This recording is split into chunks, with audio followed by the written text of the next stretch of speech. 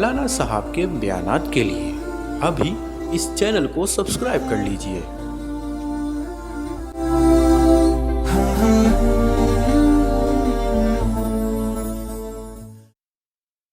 آپ ایسے کرو، تھوڑا سا آگے آگے ہو جاؤ، ایسے بالکل منتشر بیٹھے ہو نا، میرے دماغ بھی منتشر ہو رہا ہے تھوڑا۔ ڈاکٹر صاحب آپ بھلے ٹیک لگا کے رکھیں یا آگے ہو جاؤ، آپ بھی بھلے ٹیک لگا کے رکھیں، طاہر آپ آگے آ جائیں۔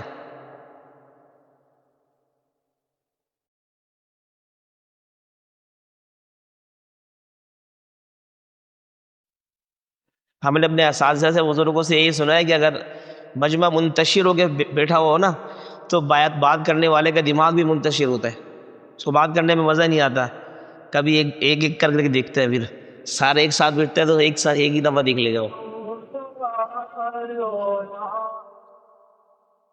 تو اللہ تبارک و تعالیٰ کا نہایت ہم پر فضل ہے، کرم ہے کہ اللہ تعالیٰ نے ہمیں آج بہت بہترین عمدہ مجلس کے اندر اللہ کریم نے جمع فرمایا ہے۔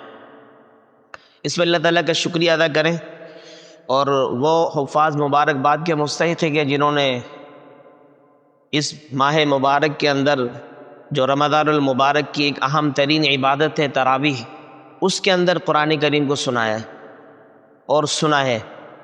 اس میں اللہ تعالیٰ کا جتنا شکریہ ادا کیا جائے وہ کم ہے، اور آپ یقین کریں کہ یہ اتنی سعادت کی بات ہے کہ جو حفاظ اللہ کے قرآن کو سناتے ہیں، سمجھو یہ اللہ تعالیٰ کے محبوب ترین ہیں، اللہ نے ان کو پسند فرمایا ہے، تبھی تو ان کے دل کے اندر اپنے قرآن کریم کو اتارا ہے۔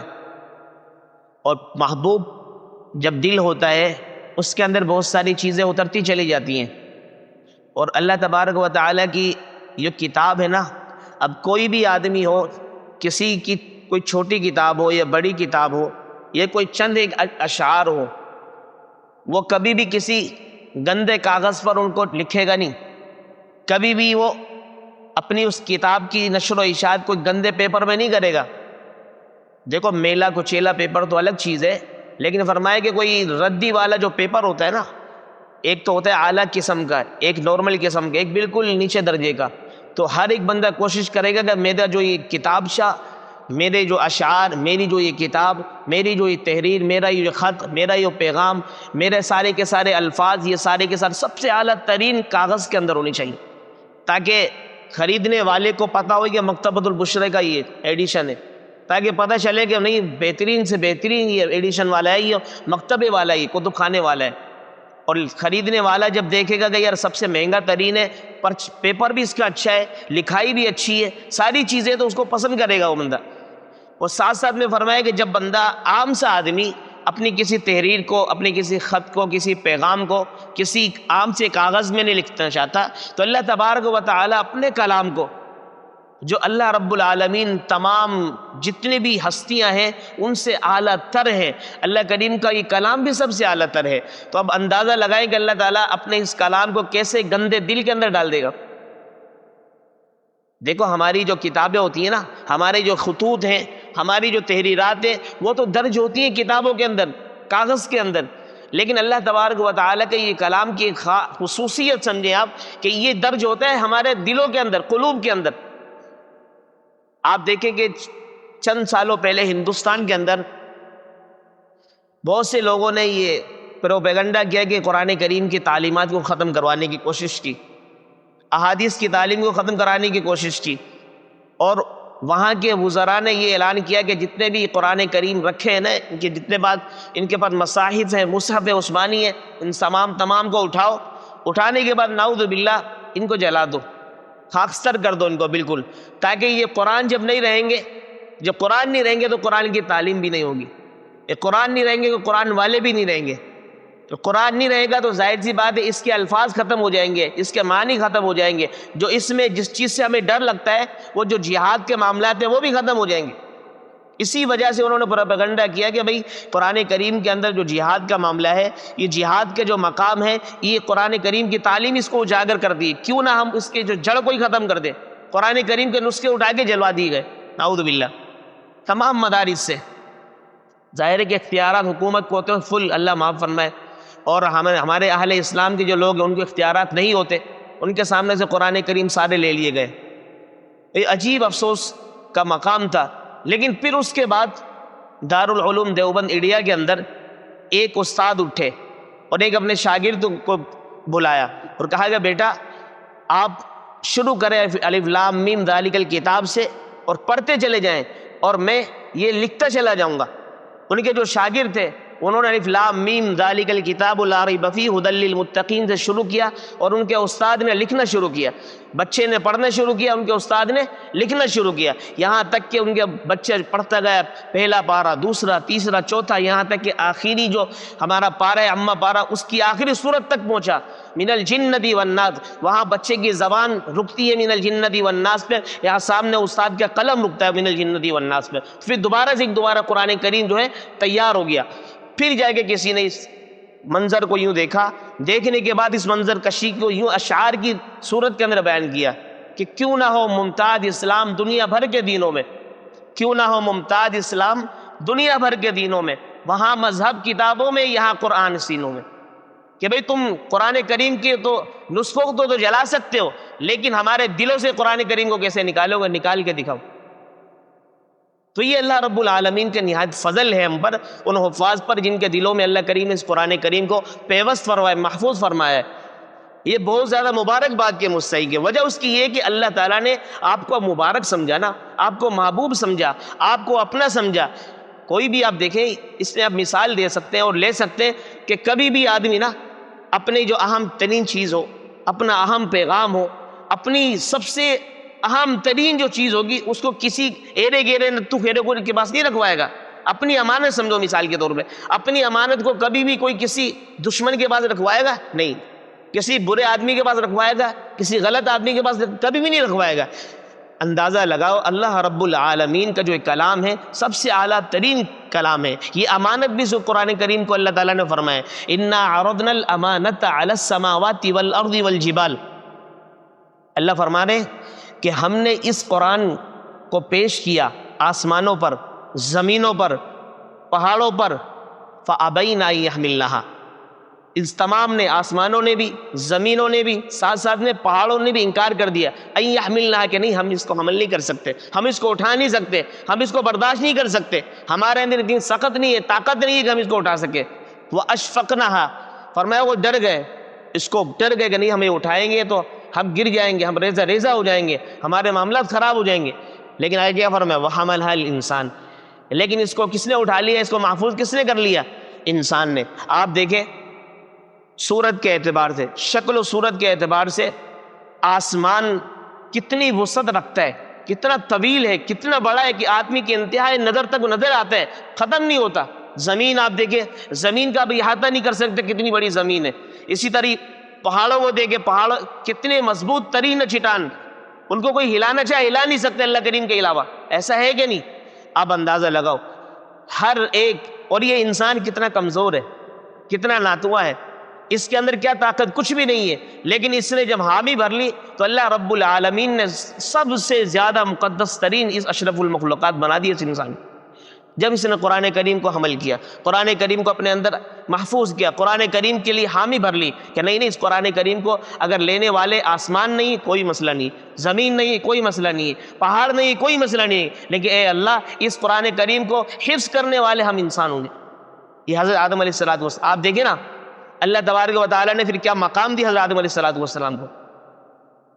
سارے فرشتوں سے کہا اسجدوا لآدم, سجدہ کرو آدم کو, کہ اس کی شان, اس کی مرتبت, اس کا مقام اتنا اعلیٰ ہے کہ یہ قرآن والا ہے, یہ اشرف المخلوقات ہے. اب یہیں سے تو مار کھائی تھی نا شیطان نے, جب اللہ تبارک و تعالیٰ نے کہا اسجدوا لآدم, سارے کے سارے سجدہ ریز ہو جاؤ. کس کے سامنے, کس کے سامنے بھائی, حضرت آدم علیہ السلام کے سامنے. فسجدوا, سارے کے سارے سجدے میں چلے گئے, الا ابلیس, شیطان نے تکبر کیا, ابا, انکار کیا, واستکبر, تکبر میں مبتلا ہو گیا, وکان من الکافرین, کافر ہو گیا. اور اللہ نے پھر کہا کہ فخرج منہا فإنک رجیم, یہاں سے غرق ہو جا, دفع ہو جائے یہاں سے, میری اس جنت سے نکل جا, تو مردود ہے. وإن علیک لعنتی الی یوم الدین, اور میری تم پر قیامت کے دن تک لعنت برستی رہے گی, یعنی میری رحمت سے تم دور رہو گے ہمیشہ. لیکن اس انسان کو اللہ نے کتنا بڑا مقام دیا. شیطان نے یہی تو دعویٰ کیا تھا, شیطان نے کہ اللہ میں آدم کو سجدہ کروں, میں آدم کو کیسے سجدہ کروں؟ آپ کو پتا ہے آپ کے جو انسان ہیں یہ تو مٹی کے بنے ہوئے نا، اور پھر انسان کے بعد جو یہ فرشتے ہیں، فرشتے تو نورانی ہیں، ان کا مقام بلند ہے، اور پھر ان فرشتوں میں سب سے اعلیٰ میں، اور میں کیسے ان کو سجدہ کروں؟ اللہ نے کہا یہ دلیل کی ضرورت نہیں ہے، دلائل مت دو، دلائل ہمارے پاس بہت ہے، دلیل کی ضرورت نہیں ہے۔ اللہ نے کہا جو میں نے کہا وہ کرنا ہے۔ کہہ رہا دلیل قال انا خیر من، ربا اس سے بہتر تو میں ہوں، خلقتنی من نار وخلقتہ من طین، کہ تو نے مجھے تو آگ سے بنایا اور اس کو مٹی سے بنایا، اور آگ کی صفت کیا ہے؟ بلند ہونا، اوپر ہونا، اور زمین کی صفت کیا ہے؟ پاؤں کے نیچے پست رہنا، یہ تو نیچے رہنے والا ہے، اس کو آپ اوپر کیوں کر رہے ہو اور ہمیں تم جھکا رہے ہو ان کے سامنے؟ اللہ نے کہ جب میرا حکم ہے تو میرے حکم کے سامنے دلیل نہیں چلے گی، لہٰذا آپ کو حکم کی فرما برداری کرنی پڑے گی، اگر نہیں کرتے تو جاؤ میرے اس جنت سے نکل جاؤ۔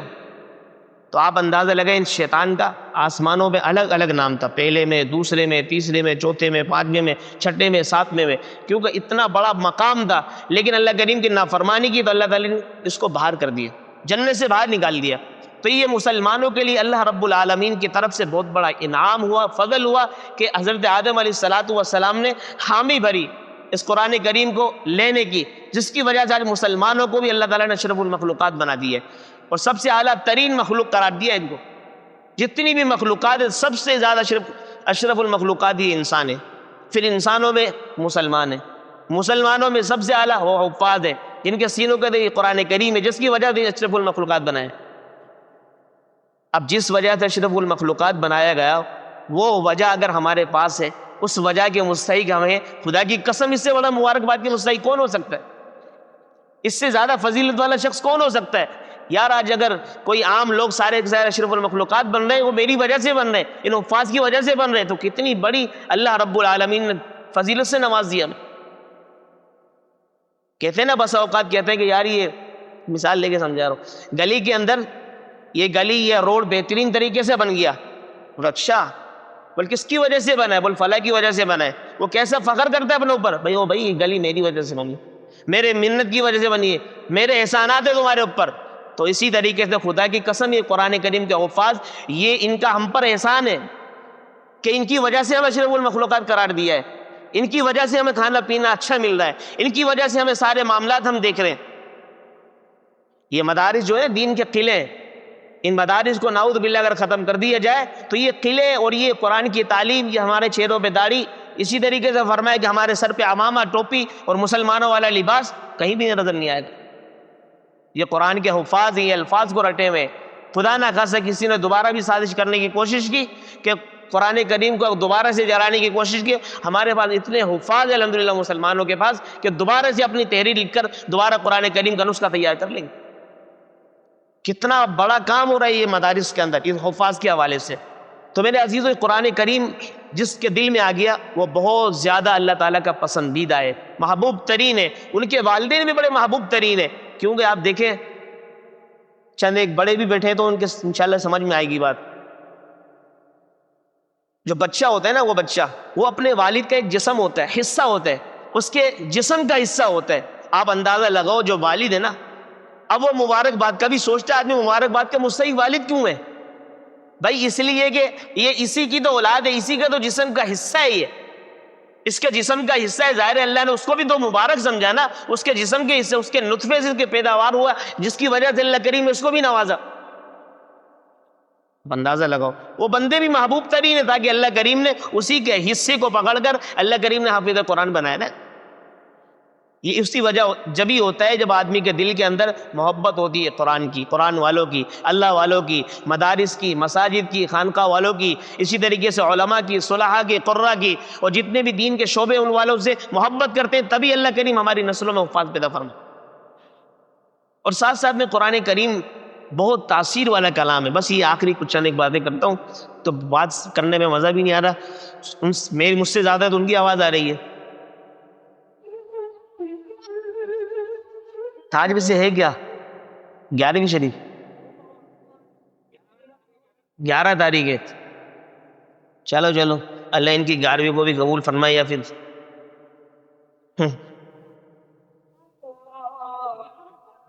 اچھا۔ تو قرآن کریم بڑا تاثیر والا کلام ہے، اللہ کریم نے اس قرآن کریم کے اندر بہت تاثیر رکھی ہے۔ اللہ کے رسول علیہ الصلوۃ والسلام قرآن کریم کی تلاوت فرما رہے ہیں، جنوں کی ایک جماعت آئی، جنوں کی جماعت نے قرآن کریم کو اللہ کے حبیب علیہ الصلوۃ والسلام کی زبان سے سنا تو حیران ہو گئے۔ اللہ تعالیٰ نے اس کا تذکرہ سورہ جن میں بھی فرمایا ہے اور اسی طریقے سورہ احقاف میں بھی فرمایا ہے، وَإِذْ صَرَفْنَا إِلَيْكَ نَفَرًا مِنَ الْجِنِّ۔ یہ پوری آیت ہے اس کے اوپر کہ جب یہ جن آئے اللہ کے رسول علیہ الصلوۃ والسلام سے اس قرآن کو سنا، سننے کے بعد دوبارہ اپنے ان کے پاس گئے، کہا کہ بھائی ایسے ایسے اللہ کے رسول علیہ الصلوۃ والسلام جو ہے نا جادوگر نہیں ہے، ساحر نہیں ہے، دیوانے اور مجنون نہیں ہے، بھائی یہ تو زبردست طریقے سے فرمائے کہ مسلمانوں کا قرآن کریم ایسا پڑھنے والا ہے، ان کی طرح کلام کے اندر فساد و بلاغت ہم نے نہیں دیکھی، یاد ہم سارے مسلمان ہونے کو تیار ہیں، سارے ایمان لے کر آئے، قرآن کریم کو سنا۔ اسی طریقے سے فرمائے ایک اعرابی، ایک دیہاتی کہیں سے گزر رہا تھا تو بچہ اس آیت کو پڑھ رہا تھا، فَاصْدَعْ بِمَا تُؤْمَرْ، ایک بچہ تھا چھوٹا سا، وہ اس آیت کو پڑھ رہا تھا فَاصْدَعْ بِمَا تُؤْمَرْ، کیا مطلب کہ تم اچھی طرح کھول کھول کر بیان کیجیے ان تمام چیزوں کو جس کا تجھے اے محبوب حکم کیا گیا ہے، اے اللہ کے رسول جس چیز کا تجھے حکم کیا گیا ہے اس کو اچھی طرح کھول کھول کر بیان کیجیے۔ اب وہ اعرابی عربی تھا، عربی جانتا تھا، تو وہ گر پڑا، زارو قطار رو رہا ہے۔ اس کے بعد اٹھا، اس نے بولا کیا ہو گیا؟ اس نے بولا کہ خدا کی قسم میں رب کے کلام کے اوپر فصاحت و بلاغت پر پریشان ہوں کہ یہ کسی عام بندے کا کلام ہی نہیں ہو سکتا، کہ کیا زبردست اس میں فصاحت اور بلاغت پر مشتمل ہے یہ الفاظ، اور میں اللہ کے رسول علیہ الصلوۃ والسلام کے پاس جا کر کہا میں مسلمان ہوتا ہوں کہ جس کے کلام میں اتنی فصاحت اور بلاغت ہو، بتاؤ اس کے الفاظ اور معنی میں کیا فصاحت و بلاغت ہوگی، اور فرمایا کہ اس کے اندر اللہ رب العالمین نے کتنے فضائل رکھے ہوں گے، اور جو بندہ اس کو ماننے والا وہ کتنا بڑا بابرکت ہوگا وہ۔ اور اسی طریقے سے فرمایا اسی قرآن کریم کی تو تاثیر میں سے ایک تاثیر یہ تھی نا، اس پہ ایک واقعہ مشہور غالباً حسن الغابہ فی معرفت صحابہ کتاب ہے، اس کے اندر اس واقعے کو درج کیا، مشہور واقعہ حضرت عمر فاروق رضی اللہ عنہ والا۔ آپ کو معلوم ہے کہ حضور علیہ الصلوۃ والسلام کی میں مختصر بتا رہا ہوں، اللہ کے رسول علیہ الصلوۃ والسلام کے قتل کے در پہ جا رہے تھے، وہ جانے لگے تو راستے کے اندر نعیم بن عبداللہ سے ملاقات ہوئی، کہا کہ کہاں جا رہے عمر؟ آپ نے تلوار کو نیام سے نکالا ہوا ہے، کہا نعوذ باللہ حضور علیہ الصلوۃ والسلام کا سر لینے جا رہا ہوں۔ انہوں نے کہا عمر ان کے پاس تو بعد میں جانا، پہلے اپنے بہن اور بہنوں کی حالت تو دیکھ لو۔ وہ کیا مطلب؟ لگتا ہے کہ تو بھی بد مذہب ہو گیا ہے۔ وہ کہنے لگے کہا بد مذہب میں نہیں ہوا، آپ جا کے اپنی بہن اور بہنوں کو تو دیکھیں۔ وہاں گئے، سیدھا اللہ کے رسول کے پاس جانا تھا، وہاں نہیں گئے بلکہ اپنی بہن کی طرف رخ کر دیا۔ اب دیکھا تو دروازہ بند ہے، اندر تلاوت کوئی استاد تھے ان کو پڑھا رہے تھے قرآن کریم، تو جیسے دروازہ بجا تو پوچھا کون؟ کیا عمر؟ کیا کھولا، کھولنے کے بعد اپنی بہن کو زوردار مارا، تماچا زور سے، اپنے بہنوں کو بھی خوب مارا، یہاں تک کہ کتابوں میں آتا ہے کہ ایسا مارا کہ ان کے چہرے سے رخسار سے خون جاری ہو گیا، ان کی بہن حضرت فاطمہ سے۔ انہوں نے کہا عمر تم کتنا مارتے ہو، مارو کوئی مسئلہ نہیں ہے، یاد رکھو عمر اگر تیری رگوں کے اندر خطاب کا خون ہے تو میری رگوں میں بھی خطاب کا خون ہے، اگر تو خطاب کا بیٹا ہے تو میں بھی فاطمہ بنت خطاب ہوں، اگر تو اپنے بد مذہب کو نہیں چھوڑ سکتا، حالانکہ بد عقیدہ دے رہا اس کو نہیں چھوڑ سکتا، خطاب کی رگوں کا جو خون تمہارے دل کے اندر گھوم رہا ہے آگے پیچھے، تو میں بھی اسی خطاب کی بیٹی ہوں، میں بھی حق مذہب کو نہیں چھوڑ سکتی، جو کر سکتا ہے مار لے تو۔ جب یہ الفاظ کے اظہار بہن بھائیوں میں تعلق ایک عجیب سا ہوتا ہے، گھبرا گئے، فوراً ہاتھ نیچے ہو گئے، کہا اچھا بتاؤ تم کیا پڑھ رہی تھی؟ کہا میں اللہ کے کلام پڑھ رہے تھے ہم۔ کہا کہ مجھے دکھاؤ، کہنے لا یمسہ الا المطہرون، کہ ناپاک جو لوگ ہوتے ہیں وہ اس مقدس کلام کو ہاتھ نہیں لگا سکتے، چھو نہیں سکتے۔ کہ اچھا پھر کیا کرنا پڑے گا؟ غسل کرو۔ غسل کرنے کے بعد اللہ کے رسول کے دربار میں گئے اور دکھایا ان کو کہ دیکھو سورۃ طٰہٰ، روایت میں آتے ہیں مختلف کے، جب تلاوت کرنے لگے سورۃ طٰہٰ تھی یا سورہ حدید تھی، جب پڑھ کے سنایا تو فرمایا کہ رونے لگے، اور فوراً اللہ کے رسول علیہ الصلوۃ والسلام کے دربار میں لے جایا گیا، وہاں جا کے وہ مسلمان۔ اندازہ لگاؤ یہ قرآن کریم کی تاثیر ہے. جب طٰہٰ ما انزلنا علیک القرآن لتشقیٰ پڑھا فوراً زاروں کتار رونے لگے. کہا ٹھیک ہے مجھے اللہ کے رسول کے دربار میں لے جاؤ, میں مارنے کی نیت سے آیا تھا لیکن اب مسلمان ہونے کی نیت سے اپنے آپ کو مارنے کے لیے آ جاؤ. اور اسی طریقے سے میں قرآن کریم کی تاثیر میں سے ایک واقعہ یہ بھی لکھا ہے کہ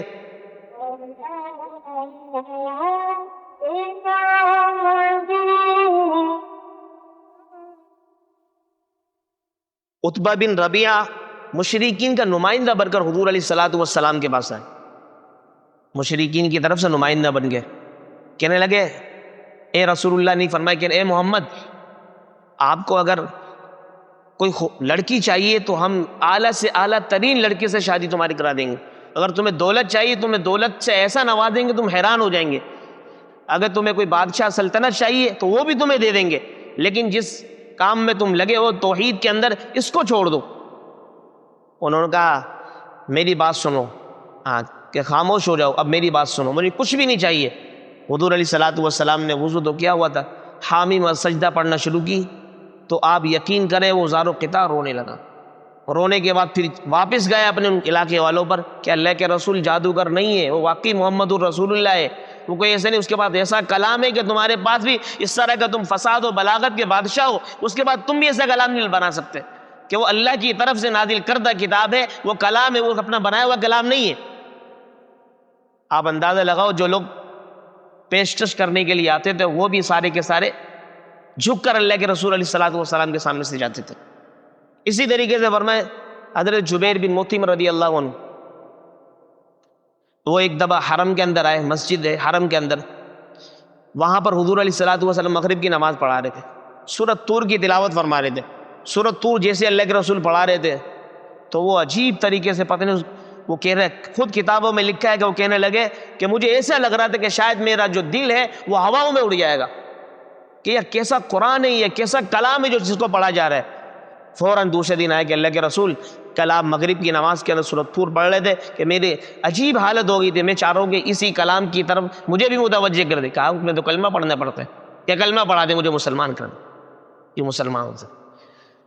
اور یہ فرمایا کہ جب قرآن کریم جو ہے نا اتنی تاثیر والا اس لیے ہے کہ اللہ رب العالمین کا نازل کرتا ہے, یہ رسول اللہ صلی اللہ علیہ وسلم کے دل پر اترا ہے. ساتھ ساتھ میں فرمایا جبریل امین اس کو لانے والے ہیں, اور اس مہینے کے اندر ہی نازل ہوا ہے, جس مہینے کے اندر میں اور آپ آج بیٹھے ہوئے, اور الحمدللہ ہمارے 12 روزہ ختم قرآن کریم ہوا ہے تراویح کے اندر, تو یہ بھی ہمارے لیے خوش نصیبی کی بات ہے. اور قرآن کریم کو یاد کرنا کوئی مشکل کام نہیں ہے, بہت آسان ہے. ہم کرتے ہیں سستی, ہم کائلی دکھاتے ہیں, غفلت دکھاتے ہیں, جس کی وجہ سے ایک لمبا طویل عرصہ گزر جاتا ہے پھر بھی حافظ نہیں بنتے. اس پہ بھی ایک دو واقعات آپ کو سناتا ہوں. ہشام بن محمد السائب رحمہ اللہ, بہت بڑے اللہ والے گزرے. فرمائے کہ یہ بہت زیادہ تاریخ اور انساب کے اندر بہت زیادہ ماہر تھے, یعنی تاریخی چیزوں اور تاریخی روایت کو بہت زیادہ جانتے تھے. اور انساب یعنی نسب نامہ کے جو معاملات ہوتے ان میں بہت زیادہ مشہور تھے. ایک دفعہ ان کے چچا نے کہا اے ہشام قرآن کریم کی کوئی آیت سناؤ. انہوں نے کہا قرآن کریم کی آیت تو نہیں آتی. کہ تجھے قرآن کریم کی آیت نہیں آتی, کہ تو تاریخ کا اور انساب کی کتابوں کا اتنا بڑا ماہر اور امام ہے, تو کیسا امام ہے تجھے قرآن کریم نہیں آتا. ہشام بن محمد السائب کہتے ہیں کہ مجھے اتنی شرم آئی یہ لفظ کی وجہ سے کہ میں اپنے گھر کے اندر گیا, میں نے نیت کی جب تک میں قرآن کریم کا حافظ نہیں بنوں گا جب تک اپنے گھر سے نہیں نکلوں گا. کہ 3 دن کے اندر واپس آئے, کہا کہ میں قرآن کریم کا حافظ بن چکا. 3 دن کے تو قرآن کریم کو حفظ کر لی. اس کے بعد ایسے لوگ بھی ہمارے اس زمانے کے اندر گزرے کہ جنہوں نے 1 ہفتے کے اندر قرآن کریم کو حفظ کیا ہے. محمد الشیبانی رحمۃ اللہ علیہ, امام محمد شیبانی, یہ فقہ کے بڑے ائمہ میں سے ایک امام ہے. حضرت امام ابو حنیفہ رحمۃ اللہ علیہ کے شاگردوں میں سے ایک خاص شاگرد ہے حضرت یوسف کے بعد. ان کے بارے میں آتا ہے کہ چھوٹے سے تھے, حافظ نہیں تھے. حضرت امام ابو حنیفہ رحمۃ اللہ علیہ کے مدرسے میں گئے, کیا مجھے داخلہ چاہیے. انہوں نے کہا اچھا آپ کو پڑھنے کے لیے آئے ہیں. بول جی. کہا کہ آپ حافظ ہیں. کہا نہیں حافظ تو نہیں ہے. کہا ہمارا تو کام ہے مسائل کو استنباط کرنا, مسائل نکالنا. امام ابو حنیفہ رحمۃ اللہ نے فرمایا کہ اچھا تو پھر. کہا کہ اب حافظ نہیں ہے تو قرآن کریم سب سے پہلا ماخذ ہے ہمارا جس سے ہم مسائل کو نکالتے ہیں، تو پھر تو نہیں چل سکتے آپ ہمارے پاس. کہ اچھا، واپس چلے گئے. کہا کہ ایک ہفتے کے اندر بہت اچھی طرح خوب محنت کر کے قرآن کریم کو مکمل حافظ بن گیا، اس کے حفظ کر آ گئے. پھر آئے ایک ہفتے کے بعد، کہا کہ جی کیسے آنا ہوا؟ کہا اس سے حضرت میں حافظ بن چکا ہوں، اب میرا امتحان لے لیں، مجھے داخلہ دیں. کہا حافظ بن چکے؟ ہاں. ان کے امتحان لیا تو کامیاب. ایسے لوگ بھی گزرے ہمارے ان افراد کے اندر. ساتھ ساتھ میں اسی طرح ابھی کچھ سالوں پہلے، 50 سال پہلے یا 70 سال پہلے کی بات ہے، قاسم العلوم والخیرات حضرت مولانا قاسم نانوتوی رحمۃ اللہ علیہ، دارالعلوم دیوبند انڈیا، جس کا بھی تذکرہ ہو رہا تھا، اس کے بانی تھے جنہوں نے اس مدرسے کو کی بنیاد رکھی. ان کے بارے میں آتا ہے، کہنے لگے کہ حافظ نہیں تھے، عالم تھے. جب فرمائے کہ حج کے سفر پہ گئے، کشتیوں میں جایا جاتا تھا پہلے، اور 2 3 مہینے کے سفر ہوا کرتے تھے. کہنے لگے شعبان میں سفر شروع کیا، حج کے لیے جا رہے تھے شعبان، اسی طریقے سے رمضان، شوال، ذوالقعدہ، 3 4 مہینے لگ جایا کرتے تھے سفر کے اندر. کہ جیسے شعبان میں گئے تو رمضان کشتی کے اندر ہی شروع ہو گیا. اب پہلے دن دیکھا تراویح کے لوگ جمع ہو گئے، پڑھانے والا کوئی نہیں، صورتوں سے تراویح ہو گئی. انہوں نے کہا یار بڑے افسوس کی بات ہے، تراویح ہو اور ایک عالم دین ہو، اس کی موجودگی کے اندر قرآن کریم نہ پڑھایا جائے، یہ تو بیکار ہے. انہوں نے کہا، ان کے بارے میں کتابوں میں لکھا ہے کہ پھر انہوں نے کیا کیا، صبح سے شام تک پورا پارا یاد کرتے، 1.25 پارا 1 پارا اچھی طرح یاد کرتے، رات کو تراویح میں سنا دیتے. 27 دن کے اندر پورا قرآن کریم کو یاد کر لیا حفظ. اندازہ لگاؤ، ایسے لوگ بھی گزرے. اور اسی طریقے سے مولانا حسین احمد مدنی رحمۃ اللہ علیہ کے نام تو آپ نے سنا، وہ شیخ العربی والعجم، جن کی جو مدینہ منورہ کے اندر قبر بنی ہوئی ہے، اور اللہ رب العالمین نے فرمایا کہ بہت نوازا تھا، ہر میدان کا ان کو سرخیل بنایا تھا، ہر میدان کا.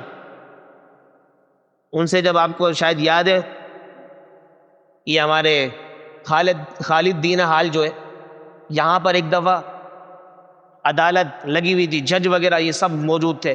انہوں نے کوئی فتویٰ دیا تھا کہ انگریز کی فوج کے اندر بھرتی ہونا حرام ہے، انگریز کی فوج کے اندر بھرتی ہونا حرام ہے. تو جج نے ان کو بلایا اپنے پاس، یہ پیش ہو گئے. کہا کہ مدنی صاحب آپ نے یہ فتویٰ دیا تھا؟ انہوں نے کہا دیا تھا کیا ہوتا ہے، دیا تھا، دیتا ہوں، دیتا رہوں گا. بول کیا؟ بولے کہ انگریز کی فوج کے اندر بھرتی ہونا حرام ہے، حرام ہے، حرام ہے. کہ اچھا. فوراً اس نے بولا کہ مدنی صاحب آپ کو پتہ نہیں اس کی سزا کیا ہے؟ بول کیا سزا ہے؟ کیا سزا ہے؟ موت ہے. ہماری جو بغاوت کرتا ہے ہمارے اس کی.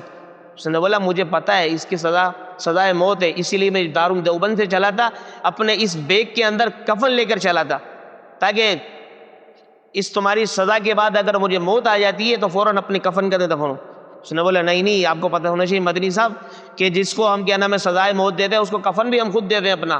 کہا کہ نہیں، الحمدللہ کہ ابتدا سے لے کے آج انتہا تک کبھی انگریز کا ایک پائی نہیں کھایا، جاتے ہوئے تمہارے کفن کے اندر بلبوس ہو کے چلے جاؤ، ایسا نہیں ہو سکتا. یہ مولانا حسین احمد مدنی رحمۃ اللہ علیہ تھے. فرمایا انہوں نے قرآن کریم کہاں حفظ کیا؟ جیل کی سلاخوں کے اندر، جیل کے اندر انہوں نے قرآن کریم کو حفظ کیا. تو ایسے لوگ ہمارے موجود ہیں. تو آج اندازہ لگاؤ ہمارے لیے تو کتنی آسانی ہے، کتنی عافیت والا معاملہ ہے. تو ہم بھی قرآن کریم کو اچھے سے اچھی طریقے سے یاد کر سکتے ہیں، اور جن کے کچھ پارے رہتے ہیں وہ یاد کریں، اچھی طریقے سے مضبوط کریں، اس میں کوئی کمی کوتاہی نہیں کرے. یہ نہ کرے کہ یار میرے پاس ٹائم نہیں ہوتا، میں کمزور ہوں، کچھ بھی نہیں ہوتا. یہ آدمی کا جو ہے نا دماغ کمزور نہیں ہوتا، اس کا دل کمزور ہو رہا ہوتا ہے، اس کا دل نہیں چاہ رہا ہوتا ہے. اس کے علاوہ اگر یہ دل ہمارا چالے صحیح طریقے سے، آدمی اسی طرح یاد کر سکتا ہے جیسے کہ مولانا قاسم نانوتوی صاحب نے 27 دن کے اندر یاد کی، جیسے امام محمد شیبانی رحمۃ اللہ علیہ نے ہفتے میں یاد کیا. اسی طریقے سے ہشام بن محمد الصائب رحمہ اللہ نے 3 دن کے اندر یاد کیا.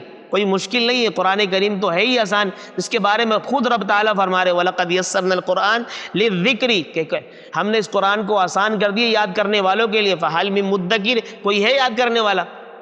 اب اندازہ لگاؤ، جس کو آسان اللہ تعالیٰ کر دے، اور اللہ تعالیٰ خود فرما رہے، اور ایک مرتبہ نہیں کئی مرتبہ اس سورت کے اندر فرمایا اللہ کریم نے، تو پھر وہ کتنا آسان ہوگا. کلام تو ہے ہی آسان. تو جو بندہ اس کو یاد کر لے گا اللہ تعالیٰ اس کو نوازیں گے، بہت زیادہ خوشیوں سے مالا مال فرمائیں گے۔ اللہ تعالیٰ سے دعا ہے کہ اللہ رب العالمین اس قرآن کریم کو جو یہاں پر سنایا گیا ہے، سنا گیا ہے، اس کو اپنی بارگاہ میں قبول فرمائے۔ اس میں یقیناً غلطیاں ہوئی ہوں گی، اللہ کریم ان کو معاف فرمائے، اور اللہ کریم جن کے گھر پر یہ پڑھا گیا ہے اللہ کریم اس گھر کے اندر خوب برکات نصیب فرمائے، خوب خیرات ان کا نزول فرمائے، رحمتوں کا نزول فرمائے۔ ویسے جب قرآن کریم پڑھا جا رہا تھا اس وقت ہی اللہ کریم کی طرف سے رحمتوں کا نزول ہو رہا تھا، برکات اللہ کی طرف سے اس گھر کی طرف اور پوری بلڈنگ والوں کی طرف متوجہ ہو رہی تھی۔ یہ میں اکثر کہتا ہوں کہ جہاں یہ قرآن کریم کا ختم ہوتا ہے نا، محلے میں، علاقے میں، اس بلڈنگ کے اندر گھر تو بہت سارے تھے، لیکن اللہ کریم نے گھر کس کو چنا کہ یہاں پر قرآن کریم سنایا جائے؟ گھر تو بہت سارے ہیں نا بلڈنگ میں، محلے میں بہت سارے گھر ہیں نا، لیکن قرآن کریم کو سنانے کے لیے تراویح کی صورت میں کچھ طلبہ، خدا کی قسم ہے ڈاکٹر صاحب سے اس دن کہہ رہا تھا، ایسے انفرادی طور پہ بات کر رہا تھا، میں نے کہا یار یہ آپ یقین کریں یہ طلبہ کا کچھ بھی نہ پڑھے نا یہاں پر آ کے، خالی آ کے نماز پڑھ کے چلے جائیں، غلطیاں تو بہت ہوں گی مجھے معلوم ہے، شاگرد ہیں ہمیں معلوم ہے، لیکن یہاں کا آنا جانا نا، ان طلبہ کا یہاں داخل ہونا پھر واپس چلا جانا، خدا کی قسم آتے ہوئے کتنی رحمتیں لے کر آتے ہیں، یہ کتنی برکات لے کر آتے ہیں، جب جاتے ہیں کتنی برکات چھوڑ کے جاتے ہیں، ہمیں اندازہ نہیں ہے۔ ہمیں اندازہ اس وقت ہوگا، ایک نادان تھا، ہمارے استاد جی نے ایک واقعہ بتلایا تھا کہ اس نے جب یہ حدیث سنی کہ جب طلبہ جاتے ہیں گھر سے نکلتے ہیں یا مدرسے سے نکلتے ہیں راستے کے اندر ان کے لیے جو فرشتے نا پر بچھاتے ہیں، اب اس نادان نے کیا کیا، وہ دیکھے طلبہ جا رہے تھے اور طلبہ جیسے آ رہے تھے ان کے آنے سے پہلے وہ کھودنے لگا اس کو، روڈ کو اس کی کھدائی کرنے لگا، تو اللہ کریم نے اس کے اس یقین اور عقیدے کو مضبوط کرنے کے لیے اس کو دکھایا کہ جیسے وہ کھودنے لگے وہاں سے خون جاری ہو گیا، کہ دیکھو یہ خون ان فرشتوں کے پر کی بنا پر ہو رہی ہے، آپ نے ان کے فرشتوں کے جو پر بچھائے تھے ان کے اوپر یہ کلہاڑی مار دی، اس خطرناک طریقے سے خود مار دی۔ یہ ایک واقعات کے اندر ایک واقعہ لکھا ہے کتابوں کے اندر، استاد جی ہمارے بتلاتے تھے، تو لہٰذا یہ جو فرشتے پر بچھاتے ہیں صحیح معنی میں، اگر ہمارا حدیث شریف سے ثابت ہے نا، جب اللہ کے رسول نے فرمایا تو اس کے بعد بات ختم ہو گئی نا۔ یہ اگر میری عقل اگر مانے نہ مانے تب بھی ہم نے تو ماننا ہے، کہ وہ رسول اللہ کا فرمان ہے نا، ہماری جو شریعت عقل کے اوپر تو مبنی نہیں ہے بلکہ تو رسول اللہ کی نقل پر مبنی ہے۔ اس لیے میرے عزیزو اللہ تعالیٰ کا شکریہ ادا کرنا چاہیے کہ اللہ کریم نے اس گھر کے اندر پڑھنے کی توفیق عطا فرمائی ہے، اور ساتھ ساتھ میں فرمائی ان گھر والوں نے انتظام کیا ہے، اللہ ان کو بھی خوب جزائے خیر عطا فرمائے، اللہ تعالیٰ خوب اس گھر کے اندر برکت نصیب فرمائے، ساتھ ساتھ میں گھر والوں کو اگر کوئی بیمار ہے اللہ کریم شفائے کلی عطا فرمائے، ہم میں سے کوئی بیمار ان کو بھی اللہ کریم شفائے کلی عطا فرمائے، اللہ تعالیٰ اس مجلس کو اپنی بارگاہ میں قبول فرمائے۔ وما علینا الا البلاغ۔